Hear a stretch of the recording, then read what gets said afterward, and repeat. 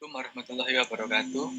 Kami dari kelompok 5 akan mempresentasikan timeline tentang pemahaman Tuhan.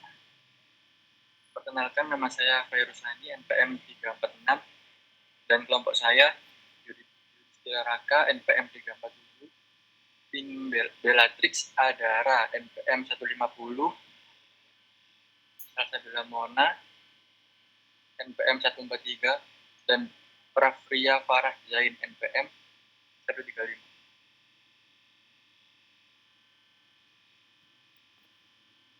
Saya Prafria Farazain akan menjelaskan tentang siapakah Tuhan itu. Tuhan dipahami sebagai Roh Maha Kuasa dan asas dari suatu kepercayaan. Tidak ada kesepakatan bersama mengenai konsep ketuhanan, sehingga ada berbagai konsep ketuhanan meliputi teisme, deisme, panteisme, dan lain-lain. Dalam pandangan teisme, Tuhan merupakan pencipta sekaligus pengatur segala kejadian di alam semesta. Tuhan juga bisa disebut landasan yang jelas untuk memperlurus jalan manusia untuk menjadi lebih baik di saat memikat agama masing-masing.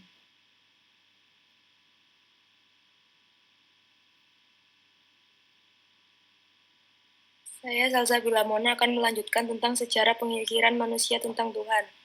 Yang pertama ada dinamisme. Menurut ajaran ini, manusia zaman primitif telah mengakui adanya kekuatan yang berpengaruh dalam kehidupan. Ada yang berpengaruh positif dan juga ada yang berpengaruh negatif. Kekuatan gaib yang tidak dapat dilihat atau diindra dengan panca indera tetapi dapat dirasakan pengaruhnya.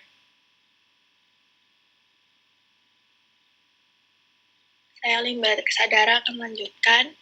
Yang B, animisme. Masyarakat primitif pun mempercayai adanya peran roh dalam hidupnya. Setiap benda yang dianggap benda baik mempunyai roh.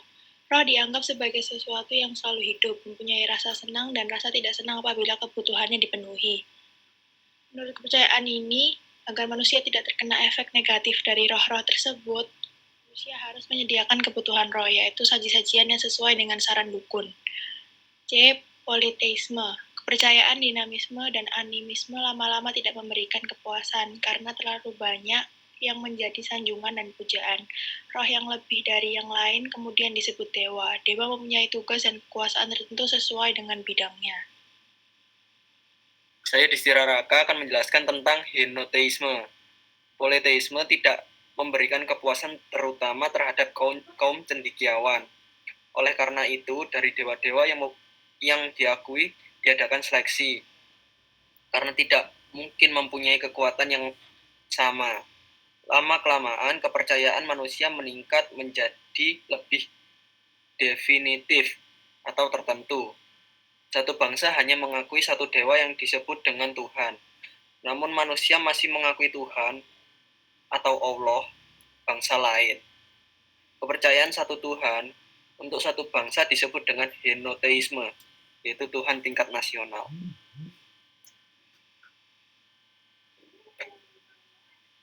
Saya Fairusani akan melanjutkan tentang monoteisme. Kepercayaan dalam bentuk henoteisme melangkah menjadi monoteisme. Dalam monoteisme hanya mengakui satu Tuhan untuk seluruh bangsa dan bersifat internasional. Bentuk monoteisme ditinjau dari filsafat ketuhanan terbagi dalam 3 paham, yaitu deisme, panteisme, dan teisme. Deisme adalah kepercayaan bahwa dengan pengetahuan, akal, dan pikiran seseorang bisa menentukan bahwa Tuhan adalah nyata. Beberapa deis menganggap bahwa Tuhan tidak mencampuri urusan manusia dan mengubah hukum-hukum alam semesta. Panteisme atau panteisme pan, semua dan Deus, Tuhan. Secara harfiah artinya adalah Tuhan adalah semuanya dan semua adalah Tuhan. Mereka cenderung tidak percaya dengan dewa. Teisme agnostis adalah pandangan filosofis yang mencakup baik teisme dan agnostisisme. Penganut teisme agnostik mempercayai keberadaan setidaknya satu Tuhan, namun menganggap bahwa dasar dari kepercayaan ini merupakan sesuatu yang pada dasarnya tidak diketahui secara pasti. Tuhan menurut agama wahyu. Sesungguhnya agama yang diturunkan Allah hanya satu, yaitu agama Tauhid. Allah lah yang Maha Esa, Dia tiada beranak dan tiada pula diperanakkan, dan tidak ada yang setara dengan Allah. Kata Allah adalah nama isim jumid atau personal name, merupakan suatu pendapat yang keliru jika nama Allah diterjemahkan dengan kata Tuhan, karena dianggap sebagai isim mustaq.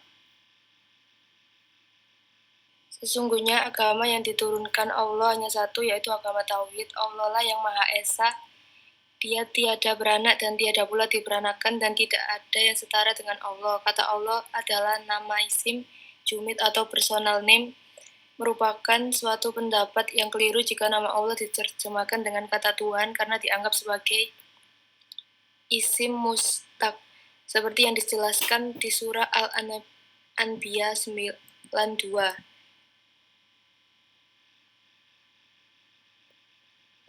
Yang berarti sesungguhnya agama yang diturunkan Allah adalah satu, yaitu agama Tauhid. Oleh karena itu seharusnya manusia menganut satu agama, tetapi mereka telah terpecah belah. Mereka akan kembali kepada Allah dan Allah akan menghakimi mereka. Fakta saintifik eksistensi Tuhan. Pertama, dari terciptanya alam semesta. Menurut banyak penelitian, alam semesta ini sebenarnya tidak akan bisa bertahan lebih dari 1 detik. Selain itu, kombinasi jarak antar planet-planet di tata surya adalah hal yang cukup jadi misteri. Bumi berada pada jarak yang pas pada matahari sehingga tak terlalu dekat hingga membakar, dan terlalu jauh hingga membeku. Belum lagi jarak antar planet seperti ke Jupiter yang mampu membantu bumi untuk menarik komet dan asteroid untuk menjauhi dan tidak menghantam bumi. Hal ini tidak bisa dijelaskan oleh manusia.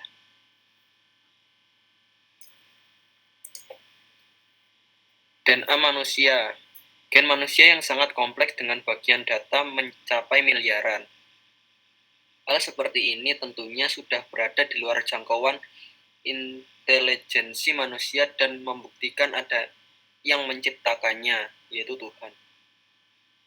Kehidupan manusia. Seorang filsuf mengungkapkan bahwa alam semesta adalah simulasi komputer. Dalam hal ini, harus ada yang membangun dan mengatur simulasi tersebut, yaitu Tuhan.